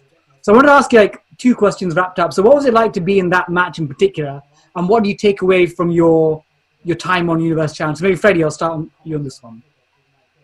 Well, I'd say the best way of describing our match is you go on a roller coaster ride. That's 30 minutes. Yeah. And then, like 2 minutes into the roller coaster ride, you realize all your security apparatus, your belt and stuff like that, are missing. And you just have to hang on for dear life. That's the way I would put it. Very, very exciting, very, very nervous. And frankly, I think, you know, it was a damn close run thing, and we were very, very lucky. As for what I would take away from the match, well, first of all, here is the transparent plaque from the team. And I'd also say, I mean, I mentioned the word team. I think that, you know, really having a good time with your teammates and also the people you draw against, all the other people, that's what makes it a worthwhile experience. You know, so much of it is luck. You can't really control whether you win or lose beyond a certain level. But what you are controlling is whether you have a fun time, whether you're nice to everybody else, whether everybody else is nice to you, and whether everybody gets along, and it's just a fun bonding experience that you can make a lot of friends during. I mean, that's what I think is the most important part. Yeah, I like sort of the Darwin team was not expecting to do as well as we did or anywhere close. So we were very much sort of going, okay, let's just see how this ride goes. And I mean, and that was one, like our match was one of the most fun sort of quizzing matches I've ever had. It was just like a great, just back and forth, And it helps that, you know, we bonded with Freddie's team in general tremendously. So and also just all the teams on our season, I think, got along very well. I think we all adore each other. So, you know, when everyone definitely, if anyone thinks at any point there was any real rivalry, that just didn't apply to anyone on our season at all. But that was the experience was just, you know, that this is how quizzing should look like, frankly. It was like I was just having such a great time. And yeah, that's it. And the only thing I was mildly upset about with the result was that we, rather than getting Freddie back for the number of Cambridge teams he knocked out, he added one more Cambridge team knocked out. Absolutely minor gripe, utterly outweighed by the positives. Fine. Let's keep institutions out of this. Yeah, exactly. Yeah, fair enough. Especially ones that really don't need anyone else defending them anymore. No, Oxford and Cambridge, no. So before we do a final quick this or that round, do you guys have any favourite bits of facts or trivia that you'd like to share with us? I remember, this is kind of a weird story, but I remember, I think in 2014, the president of Turkmenistan organized a big sort of horse derby, and then he took part in it himself, even though he wasn't good at riding, and he fell off his horse, and everybody in the stadium was filming him. So then, when the stadium emptied out after the show, he was waiting at the entry and confiscated everybody's phones and cameras because he was embarrassed about falling off his horse. I think that's probably the most obscure story I know. Right, so my problem is that I tend to have trouble picking out one, but I'll go with one that was sort of, I really learned about in depth actually during my master's degree. I just recommend in general, just for, you know, the sheer insanity of it, looking up a rebel against the early Abbasid Caliphate by the name of Al-Muqanna, who literally means like the veiled one. Mm-hmm. And he was just sort of this utterly like out there figure who claimed to be the reincarnation of both God himself and several other sort of previous sort of revolutionaries. Yeah. And you have this very interesting sort of, you know, situation where he was famous for, you know, having veiled himself in this green veil, and supposedly all you could see out of it was just like his one very green eye. And he would say, you know, I have to veil myself because if I took it off, the presence of my holiness would blind everyone and, you know, would, you know, melt people a la Raiders of the Lost Ark. And you have in sort of we only have, you know, the accounts of him are all from, you know, the counter polemics from the Abbasid Caliphate that of course won. And their description was, this was what he claimed. Actually what it was that this guy was really ugly. And it's just, if you read more about him, it just gets more insane the more you read about him. It's amazing, and just a really interesting point in sort of the history of the Islamic world, where sort of the presence he makes in terms of the development of how sort of that part of the world develops post-Islam just as a matter of fact rather than as a matter of religious doctrine. He's just a very interesting figure and one of my favorites. Thanks. I'm going to have to get the name and type it out later from you. Yeah. So thank you for that chat. We're going to end on a few quick questions. I'm going to say, like, for example, red or yellow, and you're going to have to make an fairly immediate response. So I'll start with Freddie for the first one. Tea or coffee? Coffee. Jason, cake or biscuits? Cake. Freddie, trainers or sandals? Sandals. Jason, jumper or t-shirt? T-shirt. Freddie, Simpsons or Family Guy? Ooh, Family Guy? I mean, I watch neither. Wrong answer. Oh, interrupting there. Jason, Superman or Batman? I'm gonna go with, I like Superman. I like his sort of, you know, the aspirational quality of it, even when it can get cloying. I like that. And one for both of you at the same time. Paxman or Bamba Gascoigne? I mean, I've only encountered Paxman. That's the problem. You know, I can't really make this call in a reason. I love Paxman, so I'll go with that. But the only thing of Bamber Gascoigne I've even encountered is the young ones bit, so that doesn't really count. I'll say Bamber Gascoigne just for my dad's sake and to balance the equation. Nice, I like that. Thank you guys so much for taking part in Quiz for NHS, and look forward to seeing you soon again in the UK. See you soon, Bobby. Bye. And that was Golfinos and Leo. Again, such a great in-depth discussion. I could have spoken to them for hours, and we had to keep it to 15 minutes for that. So thank you guys. You were wonderful last year. Led two fabulous teams, and you know you will always be legends on University Challenge. So it's time for your next batch of questions. You've been waiting for your next set of questions. So here they are. So, which country's flag in the Caribbean has a Cicero parrot on it? Next one. In 1960, Patrice Lumumba led the MNC to independence in which country in Africa? And number 3, what 3 consecutive integers when cubed add up to 684? So these were actual questions from my auditions with the BBC to get my team onto University Challenge. So let me know how you do. Again, tweet along. Let me see if I've got any questions coming along. Who's my favourite contestant of the last decade? And there's so many, obviously. I only bias and say Eric Monkman, but even in my series there's Joey Goldman, who's brilliant. The other side, Hannah Woods, Oscar Powell, Leo Golfinos, guys from this year. You know, there's so many great contestants, so I'm not going to pick one today. So the next person I want to talk to is someone that reached the semi-finals as a captain actually in 2013.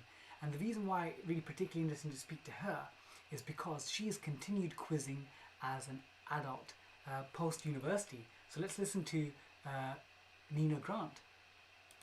Hi, I'm Nina Grant. I represented and captained Bank University in 2012 to 2013, and I studied French and linguistics. Well, thank you for joining us, Nina. I want to ask you, were you always a fan of the show growing up? I wasn't really aware of it until I was about 15. I grew up in Canada, as you might be able to hear. Yes. But when I came back to live with my dad, he would watch it every week. So I'd play it with him. And then it sort of got to the point where I could equal his score. And that's about the time I thought maybe I'd be good at this. Yeah, I've heard very good quizzes come from Canada. So I understand that you applied a few times before getting on. What encouraged you to persist and apply again and again? So I applied in my first, my second, and my final year. My third year I was in France, obviously couldn't go. I think what kept me going was that the final time I applied, I was the lowest scoring individual out of the 4 team members. And that actually encouraged me, because I think if I'm the highest scorer on the team, then we're not going to do very well. Although very well you did. How far did you get in your series? We actually got to the semi-finals. I heard that's the best place, semi-final. Semi-final losing is the best place to get to. Absolutely. So what impact did going on University Challenge have on your short to medium term life, even now perhaps? Well, within the university it made quite a bit of difference. I think applications went up by 1/3 or something that year. Oh, wow. Because, you know, I think a lot of people haven't actually heard of Bangor. They have now. Yes, they have. Sorry, awkward silence. It definitely made a difference to my social life. Like, I got scouted by someone I knew from the Quiz League of London and said, you know, if you're coming back to London after graduation, why don't you join? So I've been doing that for the last 7 years. Actually, talking about Quiz League of London, I think I first met you in a summer friendly league in London. And there's obviously a big world of adult quizzing outside of the student world. So can you maybe compare your experience of student quizzing and adult quizzing and tell people what is this adult world of quizzing? I guess it does differ. Like, I've done a couple of student quizzes. I did my postgrad at SOAS, and I was on their student quiz team for 1 student quiz championship. I guess the difference is student quizzing is all quite University Challenge style. It's all buzzer quizzing, which I've never actually been very good at. It's definitely a lot more academic. It's definitely a lot more wordy. There's a lot more lateral thinking. Whereas league quizzing is more, even though you get individual questions, it is more of a team game. You have to know your team's strengths and weaknesses.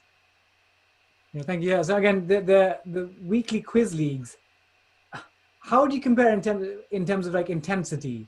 Because obviously people here become very seasoned and very, very knowledgeable. Is there a pressure to keep your knowledge levels up by reading papers, the stories, the BBC website, Wikipedia? Oh yeah, there definitely is. Like some people don't study, some people just absorb everything they read and manage to keep it there.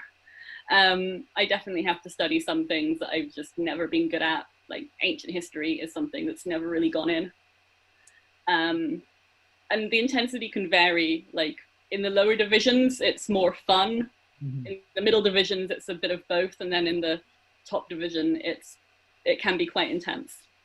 Yeah, so people are like, almost like football, there's a Premier League, a Championship, a Division A League One. So there's a whole world of adult quizzing out there. Yeah, and then there's the equivalent of the FA Cup afterwards. Oh, wow. Okay, it's amazing. Everyone, except we're doing that online at the moment because...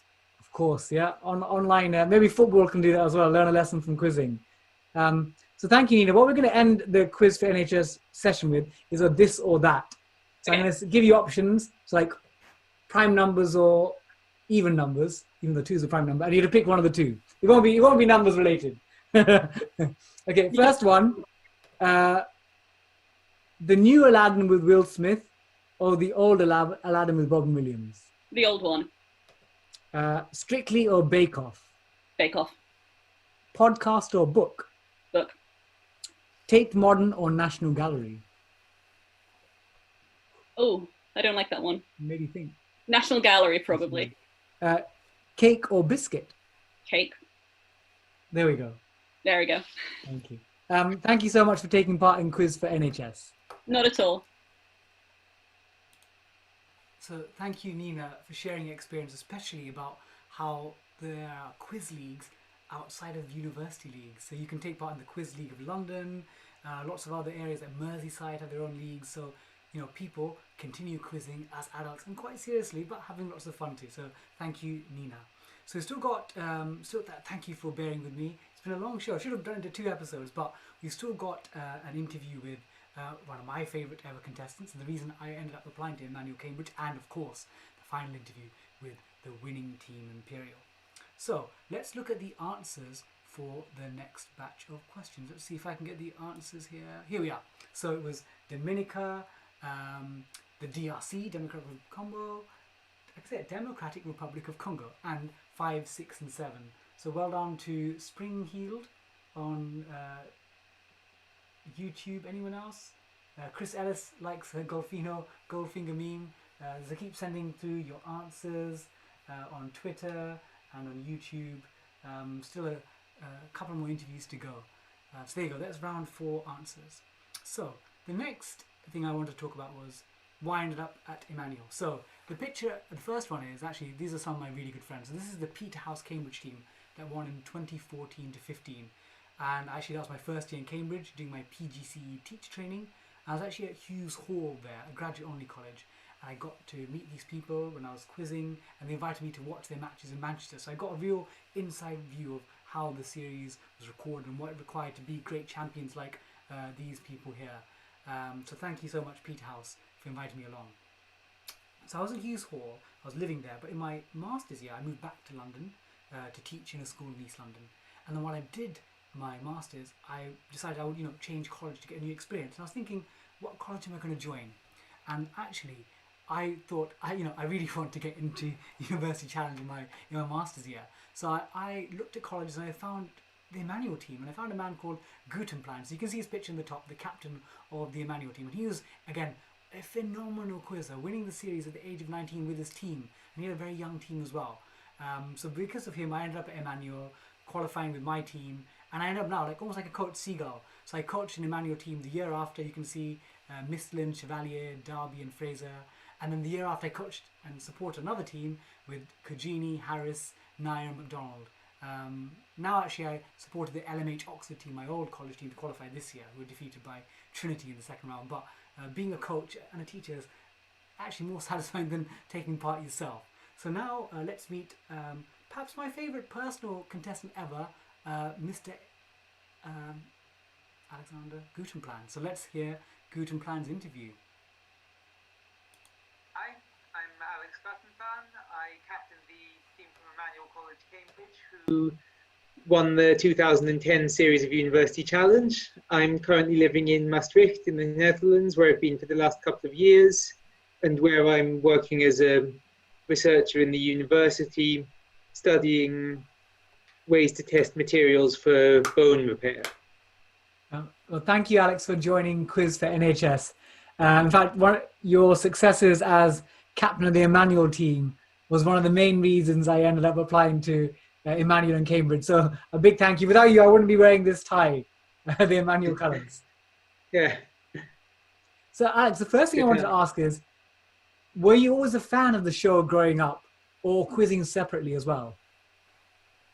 It's a bit of an old story. I watched it occasionally growing up, but what really got me into it is there's this non-televised, of course, competition called Schools Challenge, which various schools take part in. I was on my school's team for that. We did very well, and then because it was one person on the team from each year, the person a couple of years above me was a guy named Max Kaufman, who captained the Christchurch Oxford team to win University Challenge in, I think it was 2008.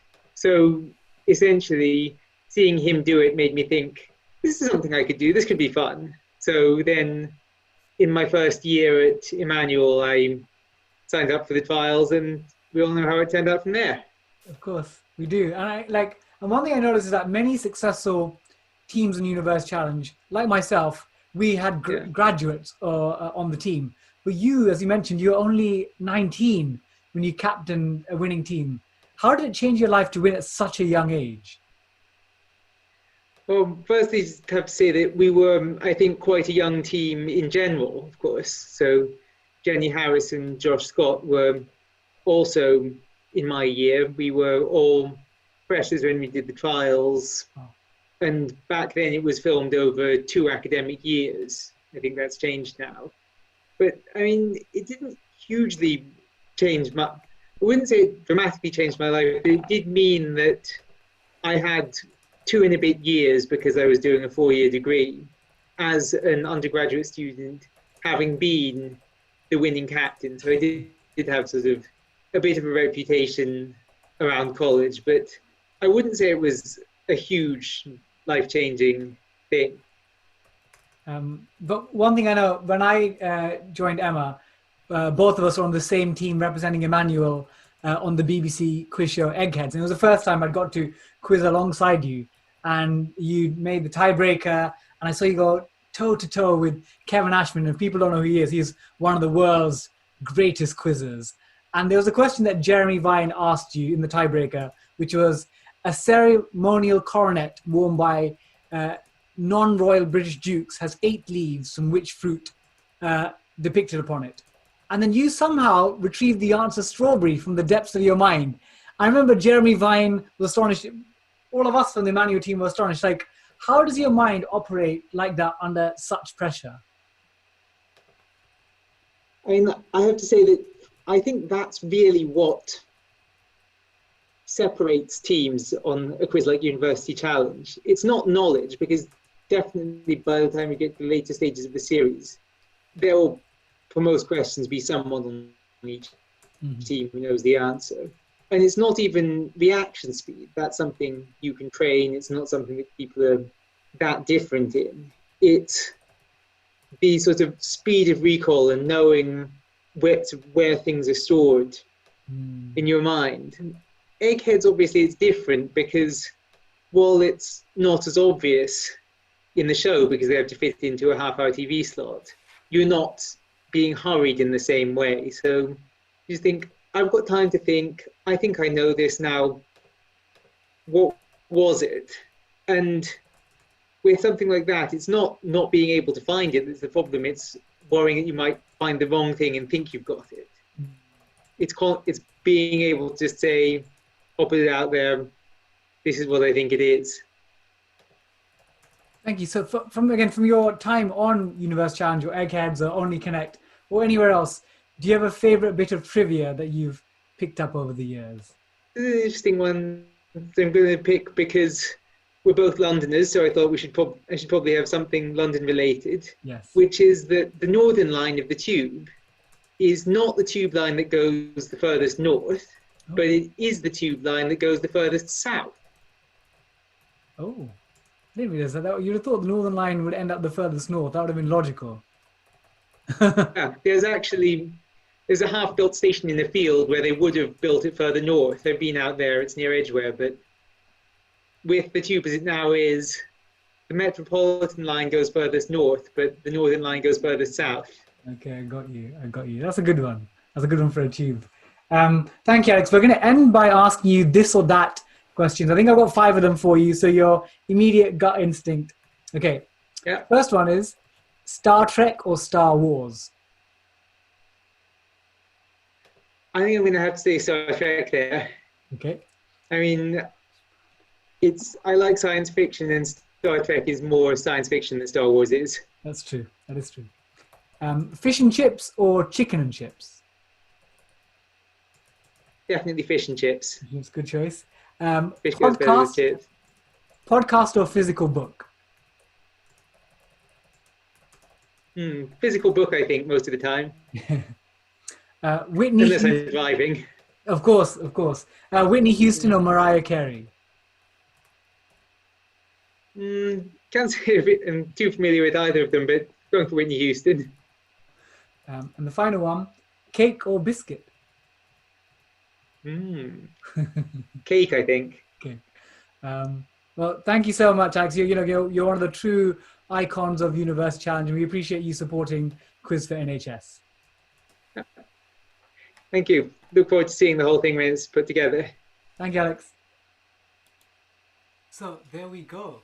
That was the interview with Alex Guttenplan, one of the true legends of Universe Challenge, and actually the reason I applied to Emmanuel College, Cambridge. So I think we've got our interview coming up with the champions very soon, with the champions. So what I want to do is give you your last set of questions. So these are real questions from University Challenge, my auditions.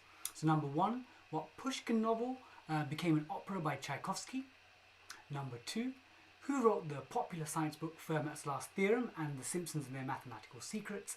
And 3, what is the first name of the only English pope? So 3 questions for my actual auditions. So now is the moment we've been waiting for. So we heard Corpus at the start, who were fabulous all season, got to the final, and now it's time for our interview with the new champions, Imperial College London. So raise your hands for Brooks, Brandon, Rich and McNeil. 4 great guys and 4 top quizzers, and let's listen to their interview coming right up. Thank you so much, Imperial, for joining Quiz for NHS. Can you please introduce yourselves? Hi, I'm Richard. I'm meant to be on a year abroad at the University of Sydney, and I'm going back to Imperial to do a PhD. I'm Brandon Blackwell, not Brandon. And I'm back in New York. I have a job lined up, but I'm currently quarantined. So when that happens, when it ends, I'll go back to doing my job. But for now, I'm just doing a lot of quizzing. Hi, I'm Caleb Rich. I'm doing a PhD. Started my first year of PhD in ultra-cold molecules. Hi, I'm Connor. I was doing a PhD in computer science, and I'm still doing a PhD in computer science. Some things never change. I don't know. Thank you. I really love watching you guys on this year's series. Were you fans of Universe Challenge growing up, or any other quiz show? So I started watching University Challenge with my dad when I was really young, and I was really terrible when my dad would get all the questions. But like as I grew up, I started getting more and more right, and then I thought I had a chance of getting on it. So yeah. Yeah, I've been a fan for a few years now, but it took quite a while to get vaguely decent at it. Yeah, I started watching in undergrad, and we tried to get on. We tried to ask the production team to let us on from Dublin, but they said no. So yeah, finally I got a chance. But yeah, I've been watching it for, I don't know, years and years.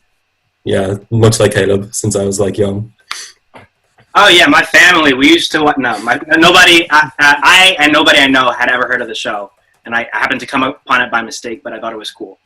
So I've been watching it since then. So we're glad you made that mistake of watching the show. Thanks.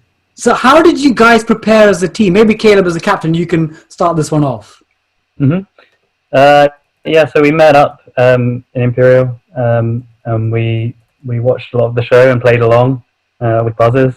We tried to think about what each of us our strong points were and how we can work well as a team. Brandon, do you have anything? Yeah, we had a couple of strategy sessions as well. We wanted to think about, because we knew we were all kind of good individually, but playing as a team, there's different kinds of ways that we should cooperate, and you have to confer on bonuses. There's a lot of other stuff. So we worked a lot on working together as a team and making sure that we complemented each other instead of got in each other's ways. Mm-hmm. And group sleepovers. That's a joke. But. Oh, that would be a quiz over sleepover. That's a new thing. Yeah, do you get recognized on campus at Imperial or further afield? Yeah, I got recognized on campus, but I was in. I've been in Japan for a research trip as part of my PhD, and I was out one night and I did have like a Japanese person come up to me, and she was like, I don't know, or she started talking to me and she was like, this is probably like really weird, but like I watch this British show all the time called University Challenge. Have you ever heard of it? I was like, yeah, and she was like, were you on it this year? And yeah, it was like really surreal, obviously, because I mean, maybe if it was like another British person who was like out there or something, then I would have understood that. But yeah, I mean, I don't know. That was quite cool because I've been in Japan for like almost the entire airing. Like I was only here for the first round, so like once or twice, yeah, someone like comes up to you, but I wasn't here for very long, so I kind of missed out on that. Can anyone compete with Japan or anything like even like a fraction of Japan? That's just. I mean, I was in Australia, but no one recognised me because no one watched it out there. Not yet. It was only people who personally knew me that recognised, so it wasn't really the same. I think I'm the only one on campus at Imperial, and I've been teaching as well this year, so some of my students recognise me from TV. Yeah, I'm the complete opposite. I think the only people that I see in my life, like semi-regular, that even know I was on in this country, are like my best friend and my mom and my grandma. Everybody else I interact with doesn't even know why I was in Britain for 2 years. So. It's real cool, real low key. It's real good. So do you guys think you'll carry on quizzing after this experience? With these guys? I don't actually. I still am, yeah. I mean, a few of us do it like with Imperial, and there's like a quiz league in London as well. But yeah, I think University Challenge was kind of like my gateway into doing that. I think, which is probably like a fairly common story for some people. I don't know about the rest of these guys. Yeah, it's fairly similar for me. I'm going to continue doing it as a little hobby at university because it's interesting and a good way to meet friends, I guess. Yeah, I go to a lot of pub quizzes, and I'm actually running one now in a pub as well. So, yeah, still in the quiz circuit. I believe I will continue to dabble. I think is the same. I like that, dabbling in quizzes. Yeah. So the final question for our this or that most likely section. I wanted to ask something to the team, but Brandon, on Twitter, you posted a quote that said, "Effortless talent is a myth." And honestly, I was so taken aback by this that I'm going to print it out and put it on my classroom wall in my secondary school when we're back. Again, effortless talent is a myth. Can you tell us more about that? Yeah, somebody had tweeted me, or somebody had asked me if we prepared, and I had said we'd done a lot of studying, and then somebody replied and said, I'm disappointed to learn that you guys were doing, that you guys have put so much work in. I thought this was all effortless excellence. You know, the four of you just kind of walked up there and just started buzzing on questions. And I said, no, effortless excellence is a myth. And I made a point of saying, look, and it's not just us, right? We saw Corpus Christi studying in between games. So whoever wins the final, we know whatever team won. We know Trinity was studying, Durham was studying, pretty much every team that won a couple games. And that goes back a few seasons. I know I've known past winners. I know you've done a lot in the lead up. So, yeah, I wanted to get that out there because I want people to realize that this is something that's attainable for anybody. It's not like you have to be born. You can be smart, but nobody's born knowledgeable. Exactly. So, yeah, everybody on this team worked really, really hard. That's brilliant. So, what we're going to do now is I'm going to do a who's most likely. So, I've seen this done at weddings before, where it's like a Mr. and Mrs. But we've got 4 people at this wedding. So I'm sure in some common laws, we are technically a 4-person marriage. So 4-person marriage. Okay, so I'm going to give you 5 seconds for each question just to gather your thoughts, and then a ball up. You're going to have to put 1 up. You can't put 2, just because sometimes people might think 2 people. So only 1 up. Okay, your 4 questions.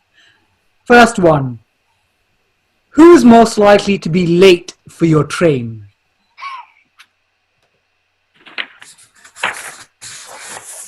Answers up.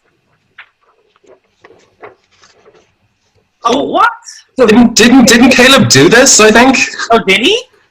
That's why I went with. That's why I went with Caleb. I think this happened. Mine is the wrong way round. I've just noticed. Okay.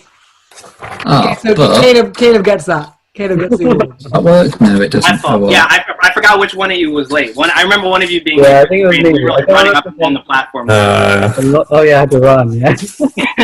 Okay. Question 2 of 4. Who's most likely to buy drinks for the team? 5, 4, 3, 2, 1. Oh. Oh, Brooks. Oh, we got. Oh, that's so nice. We're all so nice to each other. I think that's the best answer because we all just love each other so much. I know. Everybody just pick the person to the left of them. Okay. Question 3. Who's most likely to get settled down first? 5, 4, 3, 2, 1. Let's see. Oh, Rick. Caleb. Captain first. They want to put himself. No pressure. Okay, and the last one is, who has the best laugh? 5, 4, 3, 2, 1. Answers up. We got Connor got 2, Brandon you got 1, This and is then good for Richard. you got 1. So Caleb, you've not got the best laugh. You're going to be settled down first for sure. Thank you so much, guys, in taking part for Quiz for NHS. Thank you. Thank you. So there we go. Congratulations to our newest University Challenge winners, Imperial College of London. Congratulations. You were phenomenal all series and on top form in the final. Great team effort and such a pleasure speaking to you. And again, as a teacher, the one thing that I love about this team in particular is that they talk about the idea that Brandon made the quote, and let me get the quote correct. It's effortless talent is a myth. Because when we see these quizzes and buzzing in, demonstrating knowledge on science and philosophy and geography, popular knowledge like Grandmaster Wang, and you think, wow, how are they so knowledgeable? How are they so gifted? And then Brandon said, you're not born knowledgeable. We have to work hard to develop that. Of course, there are certain people that might pick up things quicker, but it's the effort you put into things that actually reaps rewards. And these quizzes are demonstrations of that. They like learning, they're passionate about knowledge, and they put an effort and it reaps rewards. And you can see, some of the best young quizzes on television, on University Challenge. So congratulations, Imperial, and well done, Corpus, and all the other teams that have taken part in this series. So we've got the last couple of minutes coming up. So I wanted to go through the answers and our conclusion. So here are the answers for the questions. So the first one was on Yegin, a Pushkin novel that became an opera. Then question 5B was Simon Singh, a friend of mine and a brilliant mathematics author. And the last one is the English Pope Adrian, number 4, Adrian 4. So his name was Nicholas Breakspear. England's had one pope, which is quite cool. So there you go. That was the questions for quiz for NHS. So here we are. It's been a long evening. Someone sent me a suggestion. Who would I want to present UC after Paxman? It's a great question. He's been there for 26 years. Don't know, Victoria Corrin, can she do University Challenge and only connect that way? You know, it's efficient. She can just move from one studio to the other. I don't know. I'd love to. I'd love to think who might be the next presenter. Victoria Corrin, Stephen Fry. He would be fab. I know he was. I think he was offered the job early on. Maybe even if I get a few more grey hairs, I'd love to be maybe put my name in the hat. But who knows? So that the next UC presenter. So thank you all so much for taking part in Quiz for NHS. And again, in Britain we love our quizzing, but we love our NHS as well. And I'm going to be continuing this every Saturday and Wednesday. So Wednesday 8 PM is a football or specialist quiz, and every Saturday is a family-friendly quiz with charades, popular culture, geography, picture round, terrible sing-alongs with me and you, and a university challenge round. And hopefully I'm going to try and invite some of these legends back for the show and host rounds with me. So watch the space. So Quiz for NHS continues every Wednesday and Saturday. So thank you for joining me. You've been a great audience, and thank you for bearing with the technical issues earlier on. But I've been so happy that we've been able to gather today, share our love for quizzing, University Challenge and NHS. So thank you all so much. And I'll conclude by playing our video that we played right at the start. So thank you for supporting Quiz for NHS.